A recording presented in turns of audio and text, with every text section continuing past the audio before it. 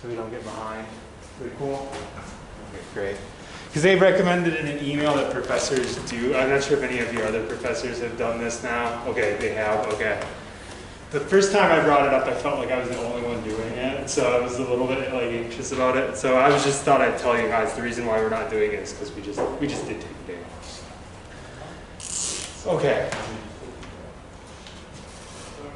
Yeah, because if you were out of work here in person Thursday, we didn't do it. Oh, and then Tuesday we didn't, right? So we just took a day off in here, so. Okay, so today we're going to talk about two methods. I'm going to try to get through both of them. We'll see if I can. The first one is experiments, and the second one is survey research. I plan on going through experiments a little more quickly, mainly because it's more in here because you have to understand the logic of experiments. Sociologists, as a general rule, don't do experiments. And we'll get kind of to why that's the case. So one thing, this is to some degree true of both our methods for today, but it's specifically true for experiments. One thing that you have to understand, you should understand, is that in essence they have a philosophy referred to as unicausality. Unicausality. Anyone? Two parts of the word you should be familiar with already? Yeah, so unicausality is the philosophy that in essence things have one cause. That you can identify one cause of a phenomenon. So this is going to differ from a lot of the assumptions of later ones we're going to look at, particularly qualitative research or historical research.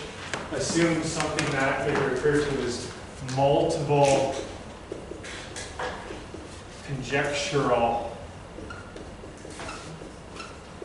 causality.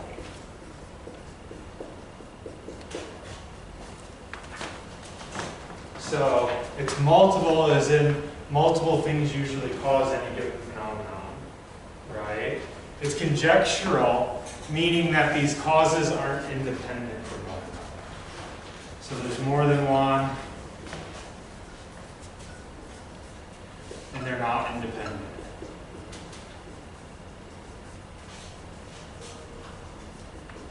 So I said that, like, a lot of times survey research can move between the two. It depends on how it's done. Most of the time, though, they are going to also assume unicausality and try to make something close to an experiment, try to find the major cause. Now, if you've read enough journal articles, you'll know that that's not always the case, and sometimes there's like a long table and they'll suggest all these different things are causing it. When they do that, they're assuming multiple and conjectural causality. Right? Make sense? Okay. That's going to be important for why, when we get to why we often don't do experiments. So,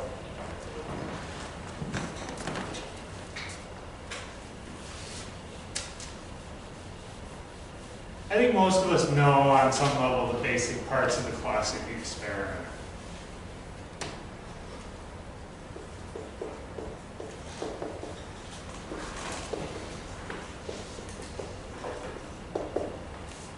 What groups of people do you have in the classic experiment?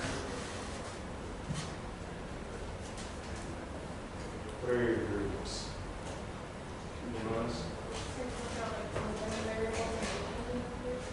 Well, yeah, so for both of these methods, they are going to be interested in an independent variable and a dependent variable. To some degree, even thinking in these terms, right, you have one variable causing the other. This already is unicausality, right? Independent variable, dependent variable. What are the different types, though, of control group and experimental group? Yeah, you have a control group, and you have an experimental group.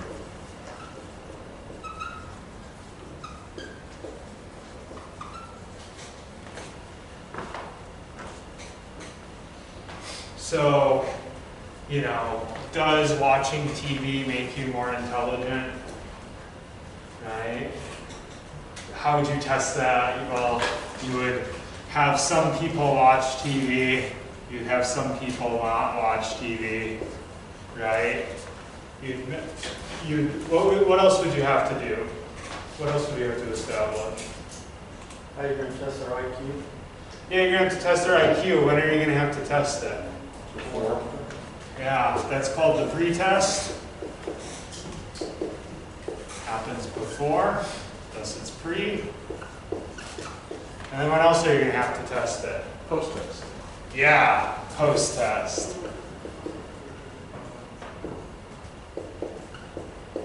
The post-test, which you give after.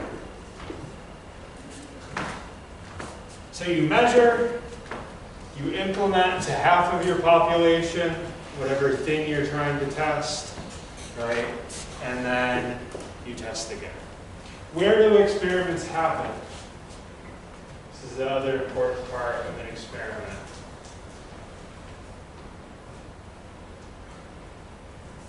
Where do they happen? They can happen in a controlled environment. Yeah. And all this happens in a controlled environment.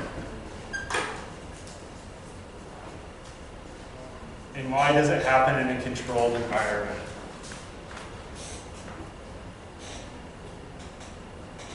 So like other variables don't interfere with this bias. Yeah, you're trying to get rid of anything else that can affect it, right?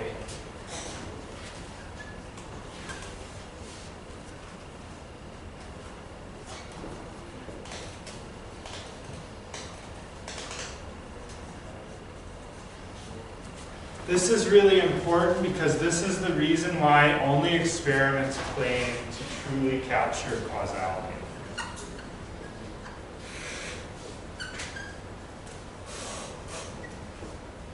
Right? It's not the according to, there's a slim probability that the numbers aren't chance, like you get in statistics. Instead, what it is it's quite literally experiments will claim, we found it. We found the cause, right? The reason that they can claim to do that is because it is a controlled environment. We're going to see that this is both the strength and the weakness, the greatest strength and the greatest weakness of experiments. This is the primary reason why sociology is done, is because of this controlled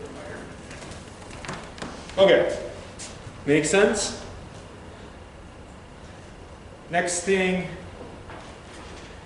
is most experiments now, well, experiments can either be single blind or they can be double blind.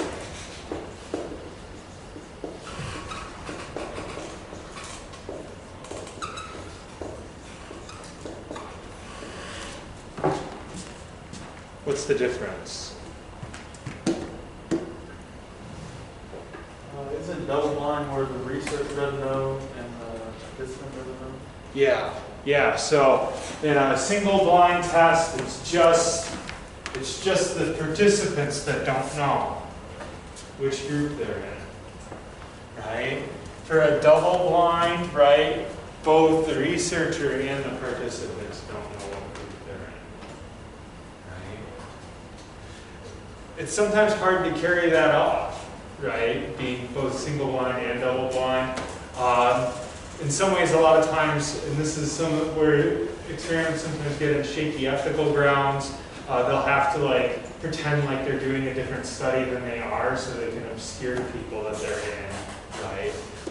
The control group rather than the experimental. So they might give them some completely other thing, right? And then there's a question of that actually changes things as well. So, okay, all that makes sense. Cool. The next thing that we should talk about, make sure to cover in terms of experiments is, if you turn to page 239,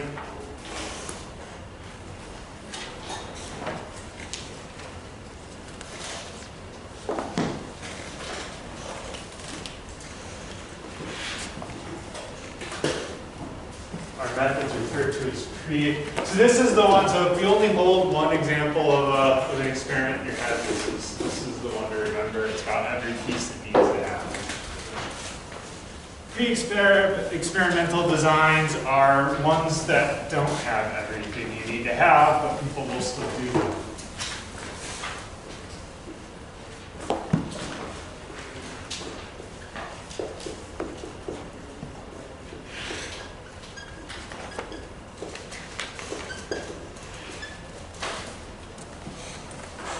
So the first one is the one-shot case study.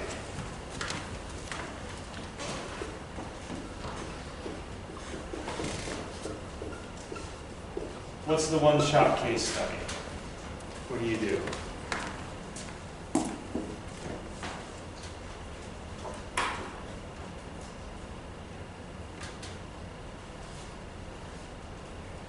If you just look at the graph, you can probably pull up a pretty good guess at what it is.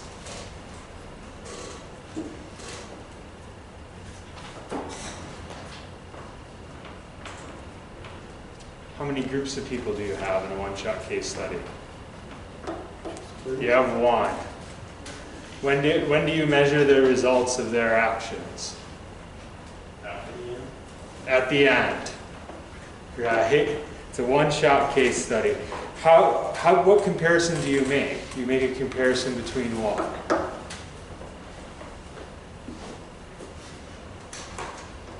Before and after, right?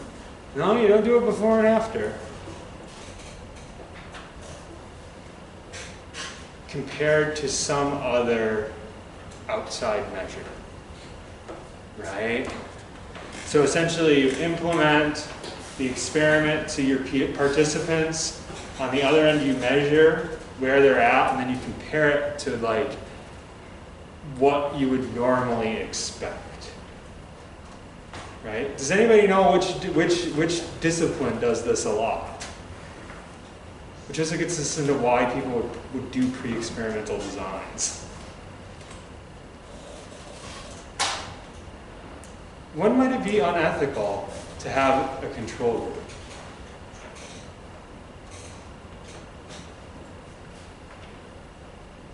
You're keeping the control group away from something that they need.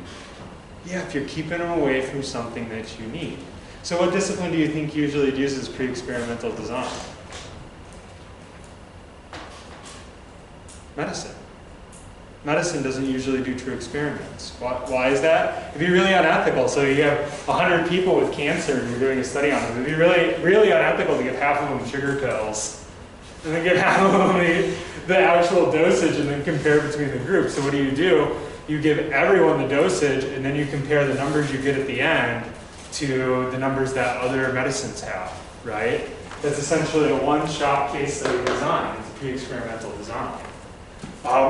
It's good, it's not as good, right? Scientifically, but in this case, like ethically, it's a lot better, right? It's a lot better to give everybody the medicine. Okay, a one group pre-test, post-test.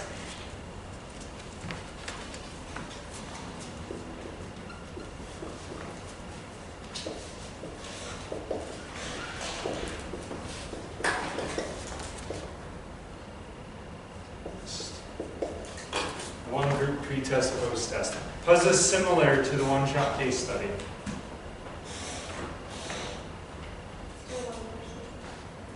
Yeah, it's still only one group, right? What's different about it? Pre and post. You measure them before, and you measure them after. Right? Also common in medicine. Why would you do a one-shot? What would be a possible reason to do a one-shot case study rather than a pre-test, post-test? Because this is obviously a little bit better, right? Because you're measuring both before and after, so you get the change, right? What might be the reason you don't?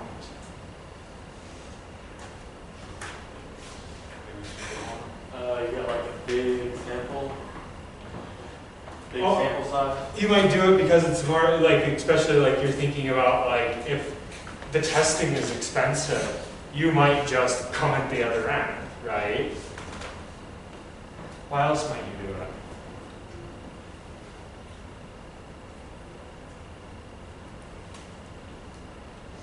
You might do this if you don't have really good ways of measuring when you start the study, right? So you think about recently in the pandemic, right? People were doing studies on COVID before they could test for COVID, right? That doesn't mean that at the other end they aren't testing, right? So that's another example of one. Sometimes you do the one-shot case study because it's an ongoing process. You can't catch it at the beginning, right? So there's sometimes methodological reasons why you pick this one over the other, right? And this is sort of a good lesson. What determines what methods you usually use in the study? So one of them we've looked at a lot, which is the question you're asking, but there's another. That's the limitations that you're setting. That's largely what's going to determine, right? And you see this ideally scientifically, medicine should kill half of its participants every time they do a study. But there's just something kind of wrong with it. They used to do that. That's why studies used to be done in third world countries or in minorities, because people didn't care whether they killed them. I mean, to be frank, right? And that's actually one of the reasons why we have institutional review boards today, is because they used to do that in medicine. So that's why the IRB actually exists. So that's there's one more. So you have static group comparison.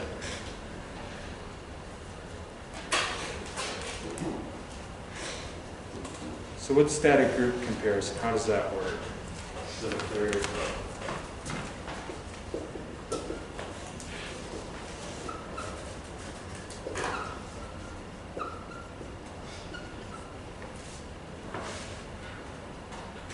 compare two different groups. You compare two different groups that are already doing whatever the experimental thing you're interested in. All right. So if you're interested in, you think about studies where they'll talk about eating specific types of diets and what has a long-term effect on people's health, and they'll compare people in Southeast Asia to the United States, right? That's essentially a static group comparison. Why do you do that? What do you think? What might be a reason why you do a static group comparison?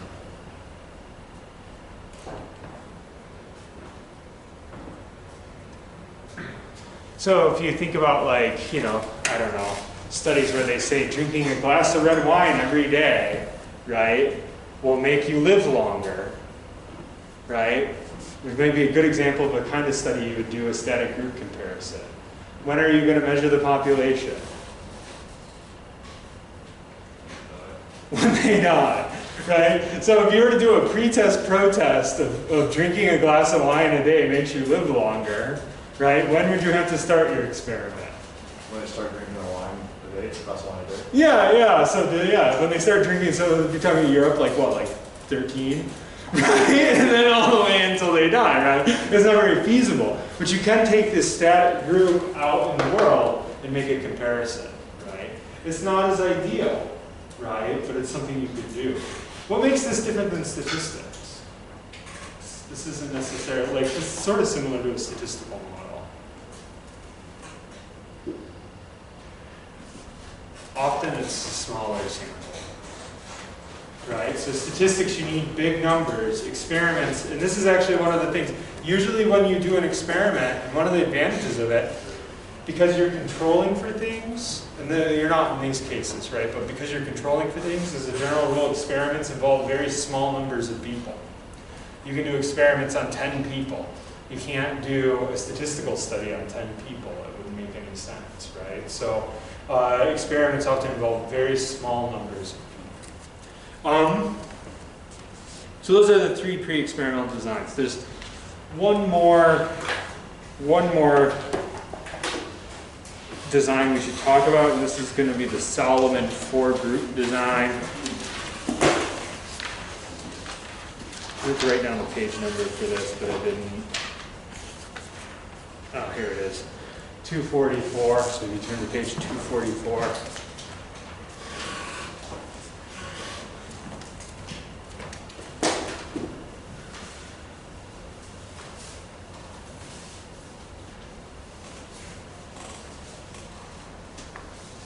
So the Solomon 4-group design is similar to a classical experiment, but it's a little bit more complicated, right? So you get the same sort of You get the pre-test, you get the post-test, you get your control, you get your experimental group, right? But what might be a problem with giving people a pre-test?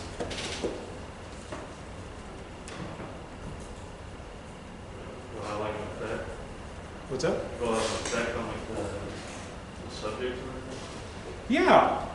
I give you sometime, and some, depending on what you're studying, right? I might give you the test, you take it once, and then you take it again, and what will often happen if you, so you think about like, if I was to give you, as an example, like, you know, you think about evaluations, right? Our evaluation data, and we give, we use it like something like our test, right? Our regular course test as measures, right? Now let's say I wanted to do this more experimentally, and at the beginning of the class I gave you the test, and then I gave you a test at the end. What would likely happen at the end? You'd do better even if you didn't attend the class. Why? You had a chance to take it twice, right? And so essentially, like this often happens in experiments, that the pre-test actually increases the score of the post-test. So you'll often get control groups that perform better, right? So essentially with the Solomon, the four-group design is essentially to overcome that problem. And then so you have extra groups of people, right? You have an extra control group and you have an extra experimental group. And in essence, they just don't do a pre-test. And they just do a post-test. Make sense? So this is the most common elaboration. There are other more elaborate forms of experimentation, but this is the most common. Any questions on experiments? Okay, with every method we're going to end with a positive and a negative, because this helps to gear when you would use what, right? So what are the positives and what are the negatives of experiments?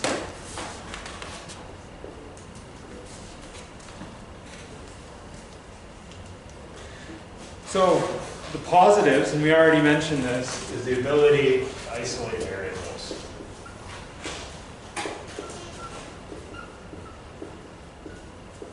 It's the big plus, right? That's the causality. The other positive for experiments is they are not time consuming.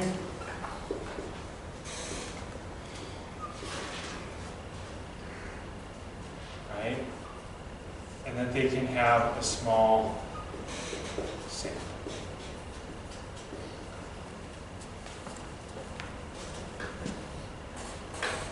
What do you mean by not time consuming?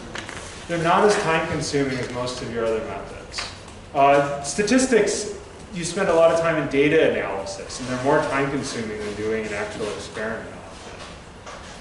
The most time consuming methods are your qualitative methods. You know, you could be doing an ethnography for 3 years someplace, right? That's not unheard of, right? Some people, like a good example of this, one of the most famous ethnographies is a book called The Noor by E. Evans Pritchard. It's an old anthropology. It's one of the first attempts at scientific anthropology in a lot of ways.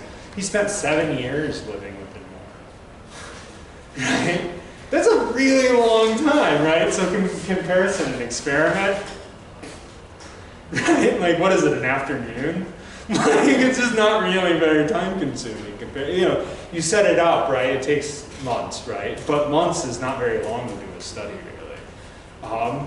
Even if you're, especially like if you're to do your own survey research, you're talking about, that could take years, right? By the time you send things out, get them back, sometimes you have to send more out because you didn't get enough people responding and all kinds of weird things like that, right? Even survey data is a lot more time consuming than experiments. Experiments are the easiest to do, often the cheapest to do.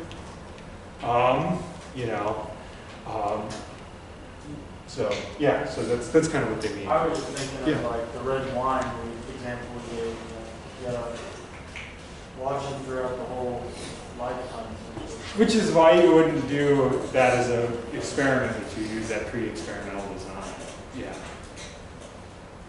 And you can get equally time, like longitudinal studies that are usually statistical studies, and those sometimes take forever too. They do just that qualitatively sometimes too. Okay, negatives. The biggest negative, the worst thing about experiments is its artificiality.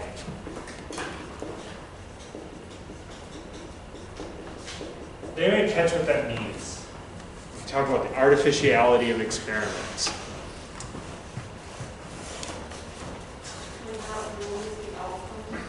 What's that? Not realistic outcomes, like the actual part, like you can control it inside and it may not be able to do outcomes. Yeah. Yeah, I didn't hear all of that, but what I heard sounded right.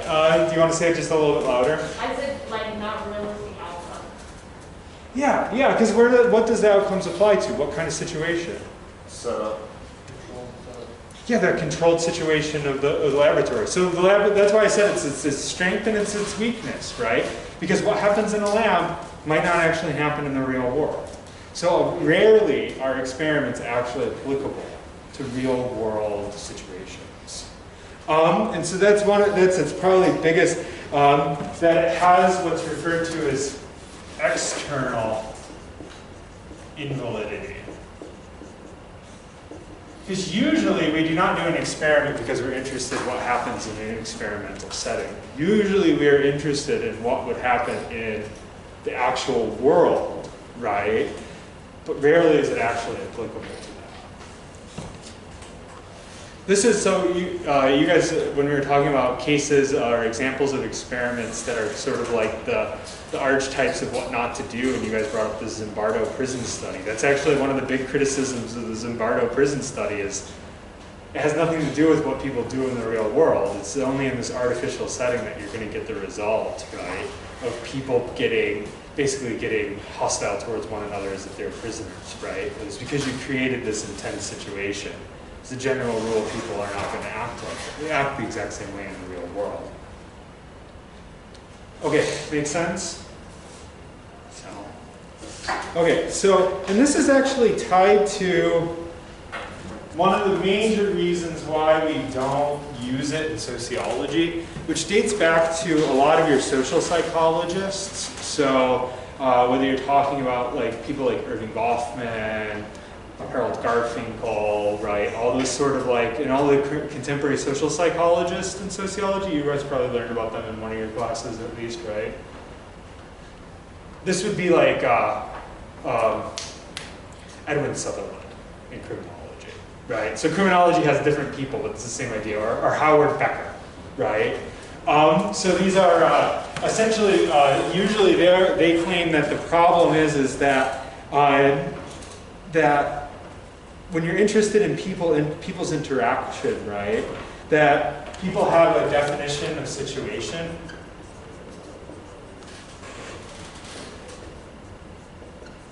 So our behavior somewhat automatically changes to fit the norms of the situation that we're in, right? So like how you act in a classroom isn't how you act when you're amongst your friends, that they're different definitions of situations, so you adjust your behavior. This should be a pretty familiar idea, right? For you guys? No? Yeah? Okay. So, so the problem with experiments is what's your definition of situation if you're walking into an experiment? What's that? I'm being tested. Yeah, you're walking in and what you're performing, right? So you think about Goffman performance kind of stuff, right? If you're going in and you're performing the situation you're in, you're performing the role of subject. That's really what you do in an experiment. So like, in a lot of ways, like a social psychologist would want to claim, experiments on human beings just flat out don't work at all. And the reason why is because you can't actually get to real human behavior that way. Instead, you have to observe people in their natural setting doing what they would do normally. And that's how you're actually going to be able to get to people. So yeah, people have the ability to adjust their situation. So the only thing you really study, according to social psychologists, in an experimental situation is experiment situations. You don't actually connect with the real world at all. Now that's not true if you're talking about experiments as a way, that's only true of people, right? Because of the way people construct meaning and the way in which people interact. You can do experiments on animals, you can do experiments on plants, you can do experiments on rocks or chemicals or whatever, right? But according to social psychologists, you cannot do experiments on humans. Of course, psychology is going to disagree with social psychology on this, very obviously, right? But one of the reasons why I said no one will ever do any studies is if you're a micro-sociologist, if you're interested in small-scale things, generally speaking, the theoretical frameworks you work in deny the validity of experiments. Which gets me to the next problem, which is that experiments are bad for macro-level phenomena.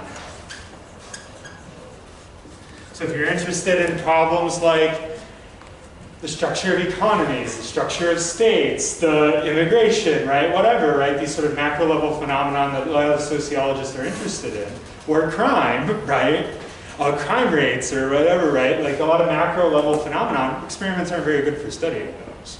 So on the other hand, so basically you're kind of caught in this like situation as a sociologist or criminologist that the only situation where it would be appropriate, where you could even possibly try to do an experiment, is one where they generally, theoretically deny its importance. So you'll never actually do an experiment. But understanding how causality works is really important, right? Often if you're going to find people who aren't hostile towards experiments, they're going to be macro-level sociologists. They just generally don't think that they can do them, so they don't. Okay, cool. Any questions about experiments, positives, negatives? Wonderful, let's get into survey stuff.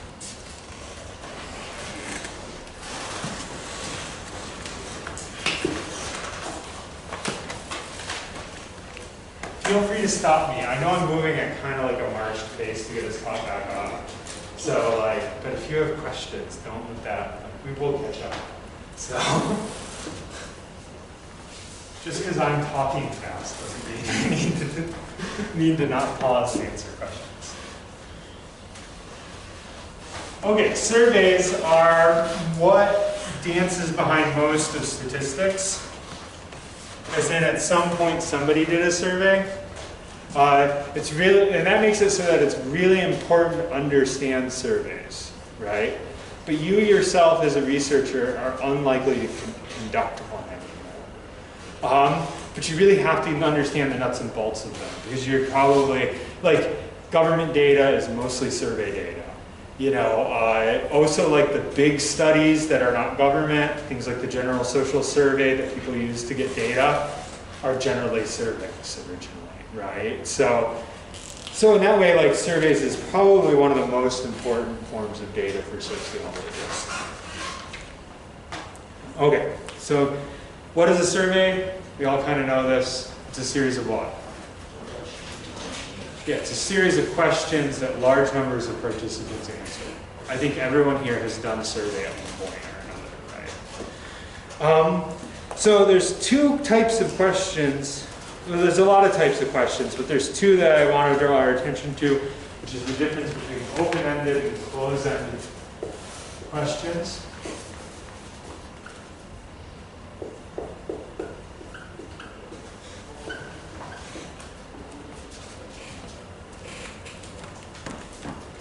So in a close-ended question, you provide the answers that people can select from.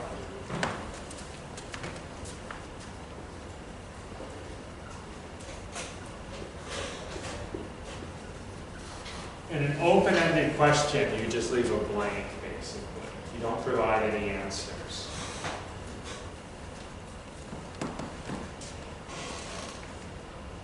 So if we were to take the example of asking somebody's gender, right, on a survey, you could provide the answers, right, male, female, etc. Or you could leave it open-ended and you could just ask gender and then leave a blank. What's the advantage of having it closed-ended, do you think? You decide like the scale and how important the answers are. Yeah, you decide maybe a slight rewording of that. What else does it allow you to do? Because that sort of sounds like a little like you know, like it would create bias, right? And you really don't want to use, we'll get to that, you really don't want to do that in a survey, right? So what would be the advantage of giving people possible answers? How many different answers are you likely to get? Set amount, yes, not unlimited. Yeah, a set amount. With an open-ended question, you can get all kinds of answers that you'd have to figure out a way of essentially, usually what you'll have to do with an open-ended question is you'll have to do what's called inductive coding. We'll talk about that more for qualitative stuff, where essentially you just go through all the answers and you figure out where to place things together, right? It's a long and messy process. So you have to really care about the answers of a variable to leave it open-ended, right? Because you're going to have to spend a lot more time sorting through that after the fact and figuring out how to turn that into something numerical, right? But it is appropriate for certain things, right? So certain things you're not going to want to have closed-ended questions, especially if you're not sure what the set categories would be. That's often when you would do it, right? You're not sure what people would answer if you just let them answer. So you kind of leave it open, right? Make sense? So that's one, like when you're making a question, you have to kind of make a decision about that. Okay, so the most important thing about writing a survey is to get your questions well made. And there's a whole bunch of traps you have to avoid. So, so we really should go through everything that people do wrong.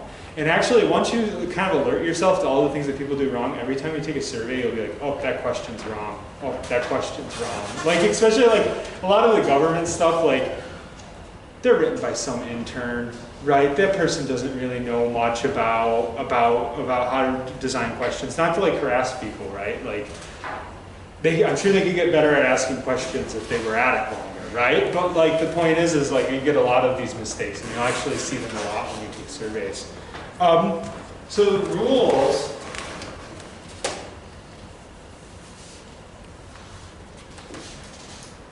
And I'll number these just to make it easier. So the first rule is that your questions, you have to make them clear.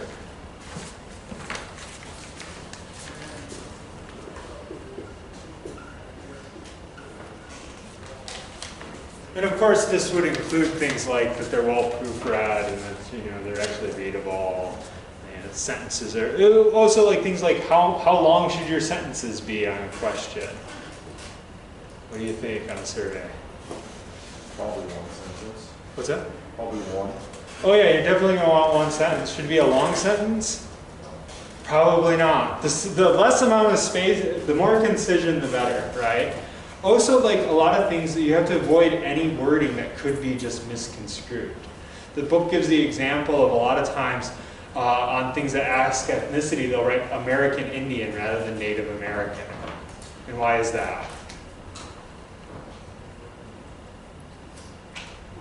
People are born in America, I guess. What's that? People can be born in America and they might think they're native, I guess.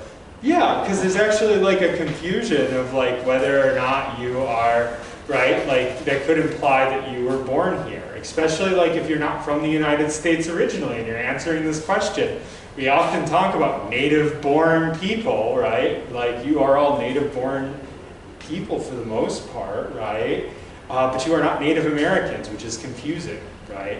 You have to assume that the people who are going to read your survey don't know the intricacies of the language that they're using, that they aren't very good at like reading per se, et cetera, et cetera. So you have to avoid any sort of, right? I think the reading level that they suggest for like the IRB when you write out your forms, right? They suggest that you should always write at a 5th grade reading level. So if you think about that for your questions, right? You're talking elementary school reading level. That's what you're talking about, right? So you should avoid anything that can be misconstrued. You should avoid any technical language at all, right? Anything that you would necessarily have to learn in a school, right? Unless it's specifically geared towards people who can answer those questions, right? So you have to make it really clear. here's the second one is probably the most common mistake I see on surveys, which is people will ask double-barreled questions. Did anyone pick up what a double-barreled question was from the book? There's a whole section on this. It's like a complex question that like kind of asks pretty much two questions. Yeah, you're actually asking people more than one question at once, right? Yes or no, you are politically and economically conservative.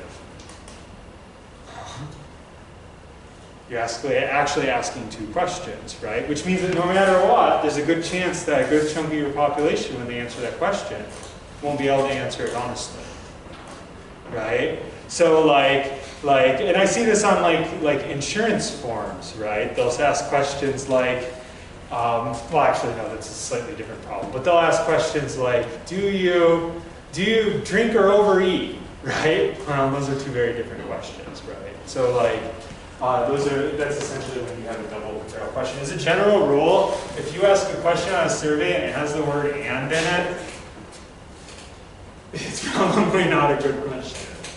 Most of the time when you have to have the word "and," right, you're actually asking more than one question at once. Make sense?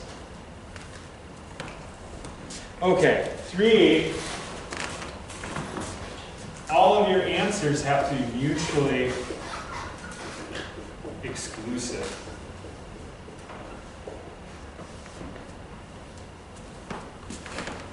You can't have overlapping answers.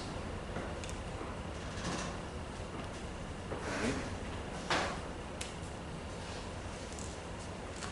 What I mean by that is like people can't fall into more than one category at once. So if I was to ask, just to kind of give an example, if I was to ask people about their current relationship,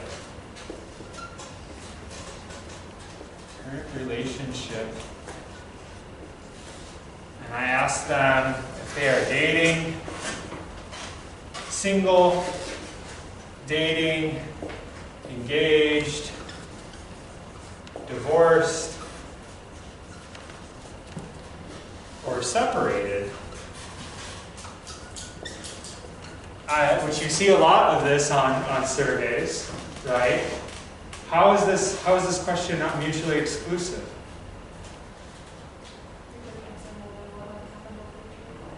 Yeah, you could be divorced and dating. You could be, I didn't include married. You could be married and dating. Right? You could be, right? There's actually a lot of possibilities for intertwining these answers. Right? It's not mutually exclusive categories. Right? You're just treating them as such. As a result, there's missing data. Right? And that's really like what the problem with, there's the same problem with double-barreled questions. Really the problem is that there's data out there that we're just not collecting, right, on our question. And so it becomes problematic, right? Do you guys kind of everyone get the idea of things being mutually exclusive? It has to be exhaustive. Which means there can't be anybody who can't answer the question, right? So I'll give you an example, and I don't mean this in a political manner, right? So don't take it that way.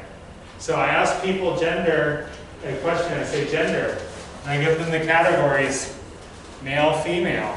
What's wrong with that? Today's society, there's not only male and female. People might not, well, and even if you were like, let's say rather than gender, I ask them sex, biological sex. What's the problem there?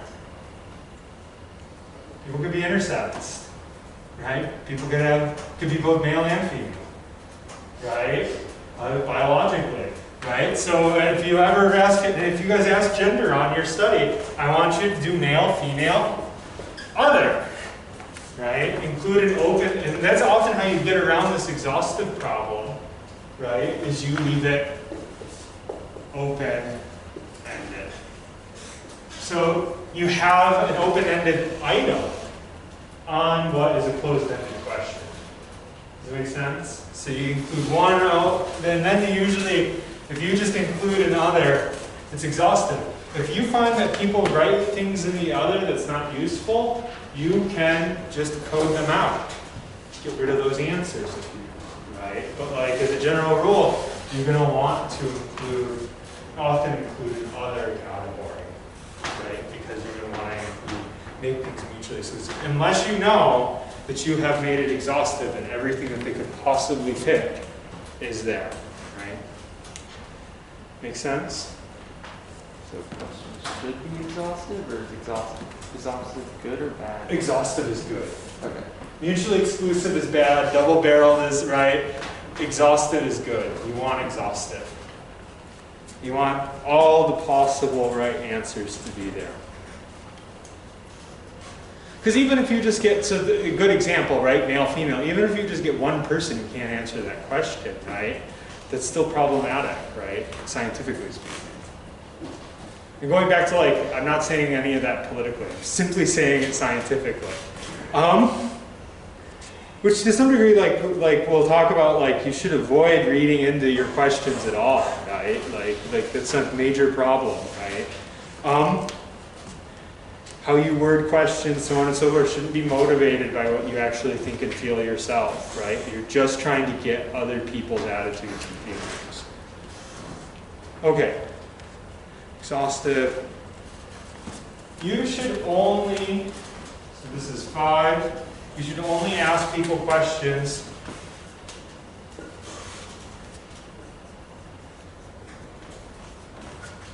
they can answer. You should only ask people questions that they can answer. In other words, if you ask people, like you're never going to send out a survey like to the general US population being like, I don't know, like, what is your feeling about the, you know, the distinction between being and becoming in Deleuzian philosophy? Because how many people are going to be able to answer that question? No one, right? That's an extreme example, but people ask questions all the time that they're not actually like capable of answering. It could be that they don't have any experiences of it, right? If you haven't experienced something, you can't answer the question. So you should never ask people a question like, or you can even think of send out a survey and you ask people like, do you feel like drivers have gotten worse in the last 10 years, right? Sometimes that would be an inappropriate question because you may be pooling people who don't drive, right? So like you can't assume knowledge at the base, right? So never ask people questions that they can't answer. The specific population you ask should be able to answer all the questions you ask them. Okay. Cool. There's more. There's a lot of rules. Questions are really hard to write loud. It's kind of like if you were to take one thing away from the survey section, it's really hard to write good questions. And no matter what, and so they also talk about things like you should actually like test your surveys, like give them to a small group of people that act as a sample. The reason why you do that is it's so hard to write good questions, the chances are you aren't going to write the very good ones. So there's going to be ones on there that are bad, right? You want to know that before you send it out to 4,000 people. You know, you send it out to 4,000 people, you just, you know, you could word your most important variable wrong, send it out to 4,000 people, and then what you have is basically like a big ream of paper that you can throw in the trash, right? So you want to actually like be really careful about how you do that, you know, and how you ask questions. Okay, so number 6. You should only ask questions that people are willing to answer.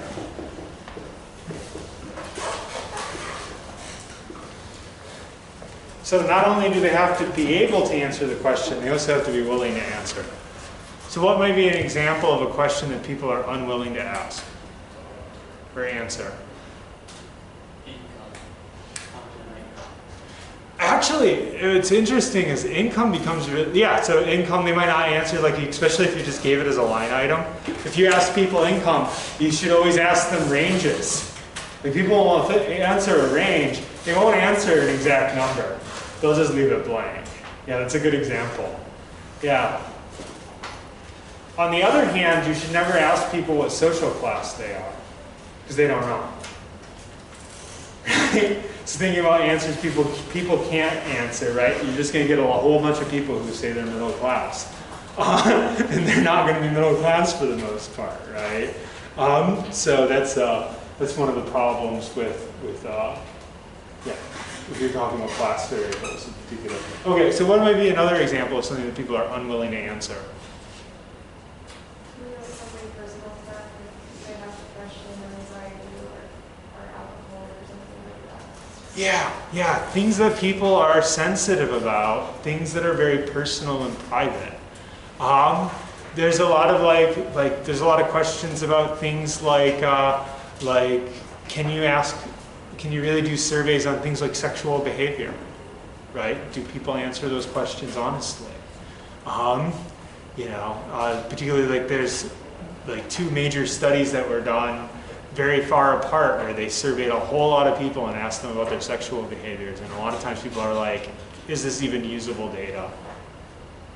Does it actually mean anything? Because the results were really surprising that basically like people were more sexually promiscuous in the 50s than they are in the late 90s, which is sort of fascinating, but their attitudes are flipped. They have really hostile attitudes towards sexual behavior, but they're actually more promiscuous, where actually in the late 90s, people are less promiscuous, they have less sexual partners, they're less likely to have prostitutes, right? But their attitudes towards sex are very loose, which, who knows, the answer methodologically that people sometimes give is, who knows whether this is real or whether you're just falling into a trap of asking questions that people aren't always willing to answer.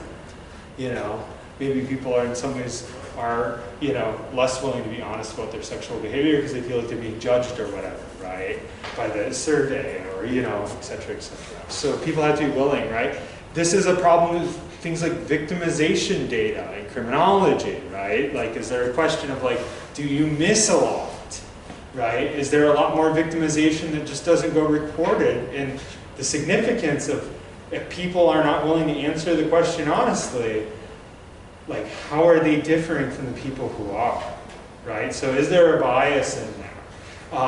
Is there a problem with victimization data in general, right? And this basically falls on that question of are people willing to answer, right? As a general rule, if you do not need to, don't ask anything touchy, right? As a general rule, don't if you can get away with not asking it. Same with like if you're going to ask people like. Don't ask people like, and this also could just be a wording thing. Don't ask people on a survey, are you an alcoholic? Ask them how many drinks they drink. If they drink more than 8 a day, then they're probably an alcoholic, right? And you're fair to code the data that way after the fact. But you don't ask them that up front, because they're not going to say yes. Okay, 7, avoid negative wording.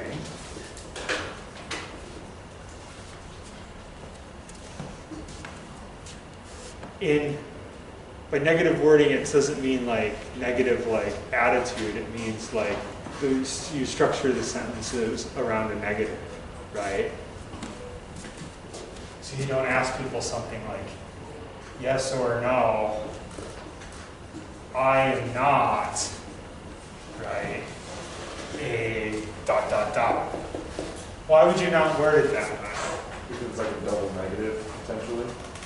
Essentially, like, well, and has anyone ever taken a test before where somebody used a negative question and then you answered it the opposite way and you're like, right? That's to some degree, and don't ever harass somebody for this, right? But methodologically speaking, when your professor does that, they're breaking one of the rules on how to ask a question properly, right? You never want to do that in a survey because, 10% of your population, 20% of your population is going to flip it in their head because they're just reading quickly. And they're just going to miss the word not, right? And so they're going to answer it the opposite way. So on the other end, you're going to have a whole lot of confused data. if you do that, right? Okay, makes sense? I think that's pretty clear. Last one, and this one is a hard one.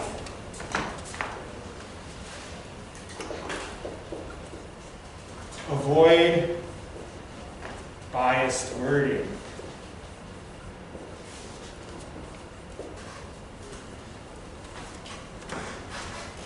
You have to avoid biased wording. So anything that's going to make people feel like you want a specific answer has to be avoided, right?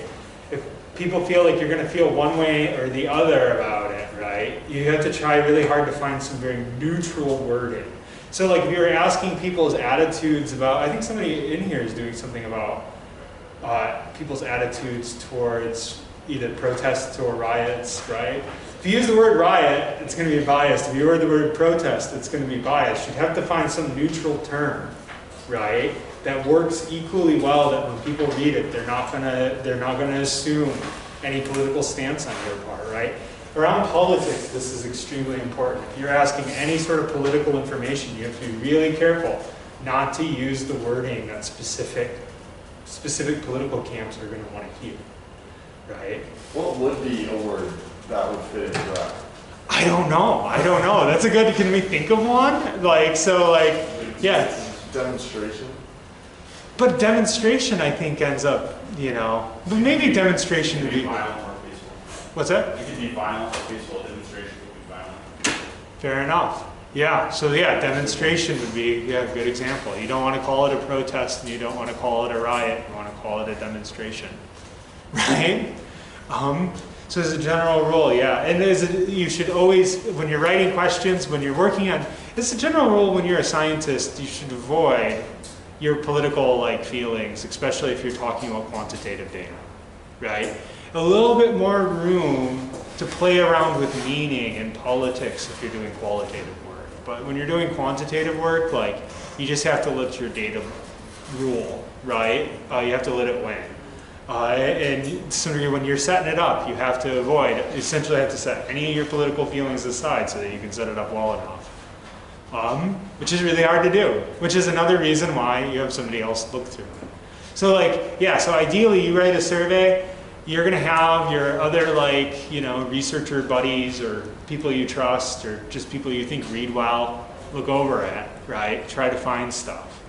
And then you're gonna wanna test it before you even send it out on at least, I'd say bare minimum 12 or 13 people. A lot of times people will do a pre-test of a survey on 100 people, just to really make sure, right? Especially if they have the funding to do it. So definitely writing a good survey is an art. It's a very hard thing to do. So, okay. We totally have enough time, cool. Okay, so the last thing we're gonna talk about, well, there's a few things that we should talk about real quick. So, do people know what a response rate is? So, I've heard this term before. There's serious problems if you don't get enough people responding back, and it's mainly revolving around something called a volunteer bias. Right? So if you don't get enough people responding back, there's probably some bias that determines who does and doesn't respond back to you. So the response rate is really important. It's also very important statistically speaking as well. Because if you don't get a high enough response rate, then the rules of your random selection fall apart on you. And you're actually not having, right? Essentially you don't fit the parameters for the mathematical test that you're doing.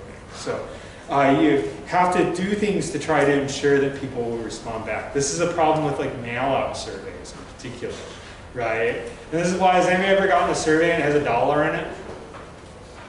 Anyone have this? This is a very common tactic. So if you put $1 in a survey, people are significantly more likely to fill out the survey because they'll feel guilty at taking $1.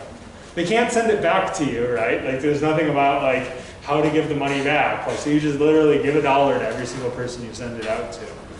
That's a tactic to increase response rate, right?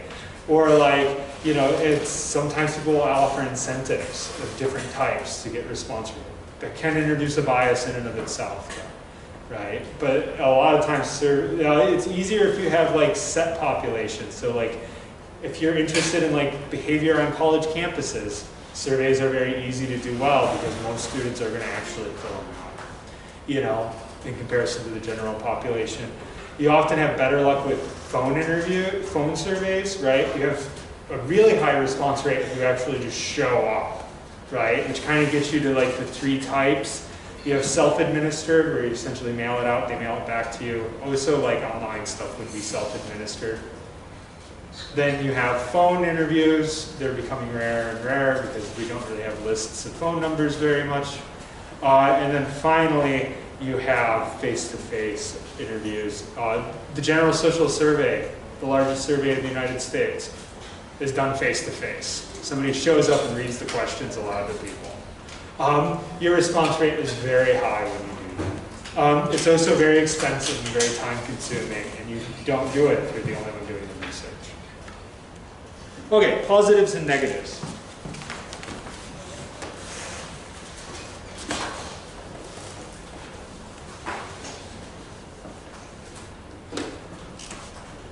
So the positives of survey research. It's good if you're interested in a large population of people.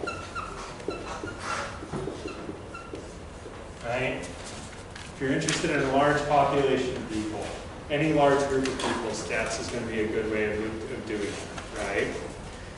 It is good.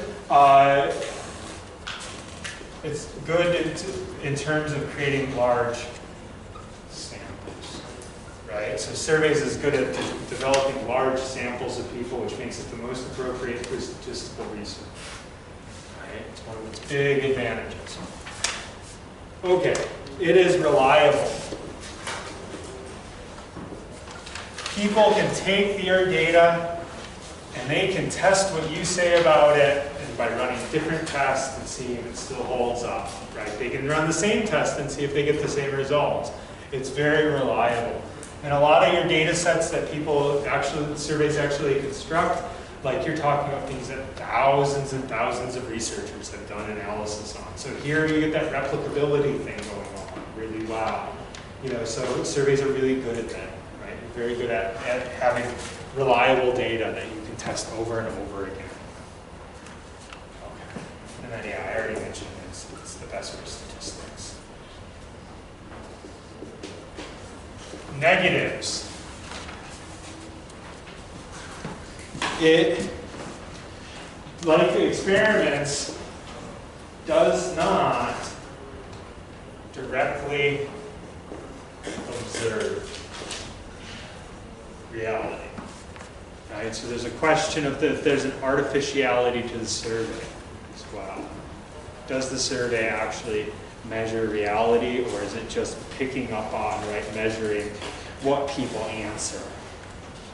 It's superficial.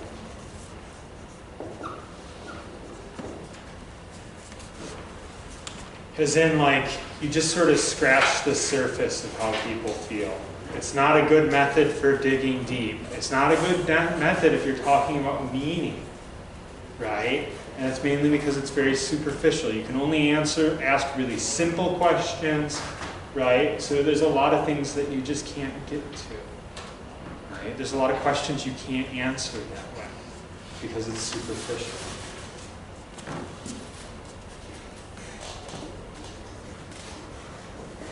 Surveys are bad at getting the context of the answers.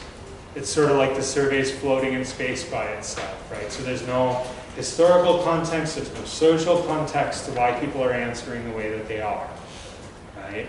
This is particularly in comparison to qualitative methodology, where you're present in the situation most of the time that other people are in.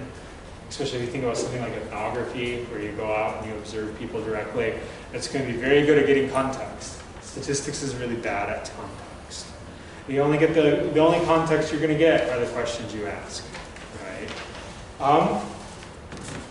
Yeah, so it's bad, and then, like I said, just to reinforce it, it's bad with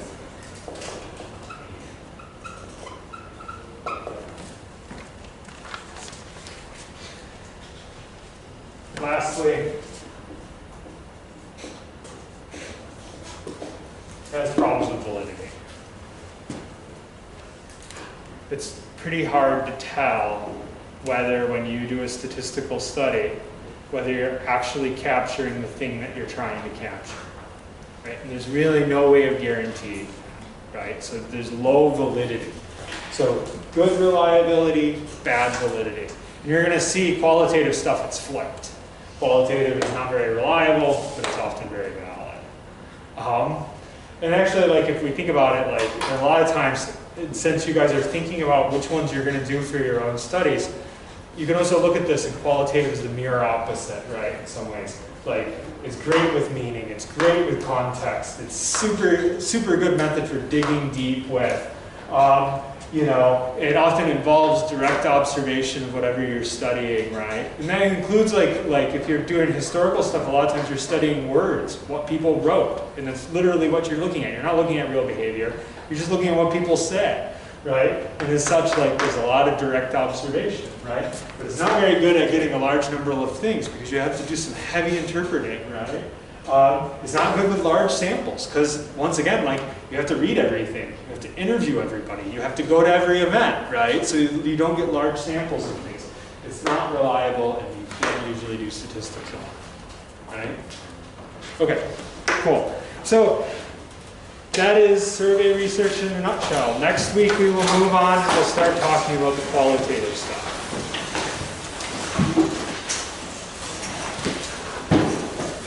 Thank you for allowing me to help you guys get caught up.